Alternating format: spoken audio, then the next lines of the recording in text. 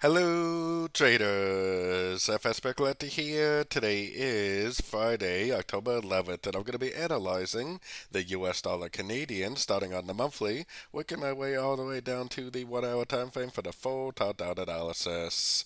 But first, don't forget to check out my website, fxpipcollector.com, if you'd like to get access to my swing trade signals, my daily members only live streams on Zoom, and my 34 video trading course.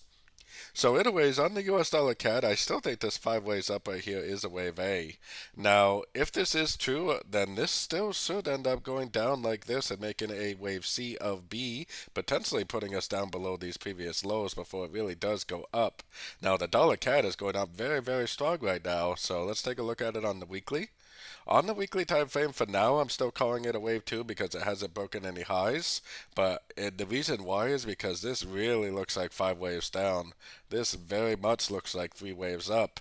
I do think this is a 1. I do think this is still possibly a 2. And I still think there's a very, very good likelihood it's going to go down, make a 3, 4, 5 of wave C, which should be a wave C of wave B.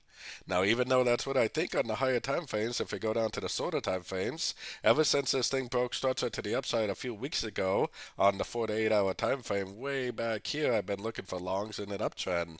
And while I'm looking for longs, if it just keeps going and going and going, that definitely doesn't create any issues in my trading account. At the exact same time, if it does get a nice Fibonacci retracement bounce and a nice break of structure on shorter time frames, which at this point would probably have to look like that, then that definitely will make it so I stop looking for longs and start looking for shorts again. So taking it down to the 4 hour time frame. On the 4 hour time frame, I still think this looks like a wave 1, a wave 2, and a wave 3.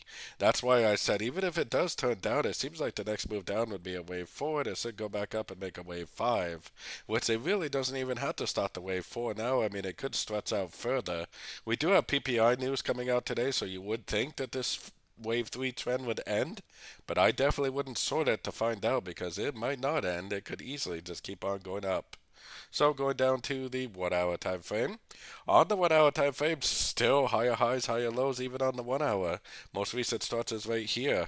If it goes down and breaks that structure, that's what will tell me the wave 3 is over. And that's probably the beginning of a wave 4. Then back up for wave 5. If it doesn't go down and break this structure, then guess what I would be doing? I would be continuing to look for longs until we do get a structure break. The trend is your friend, and if you had been doing nothing but looking for longs over the past several days and weeks, you would have seen a dramatic, dramatic increase in your trading account. So anyways, don't forget to join my free Discord group, which is linked down here in the corner, and as always, thank you and happy trading.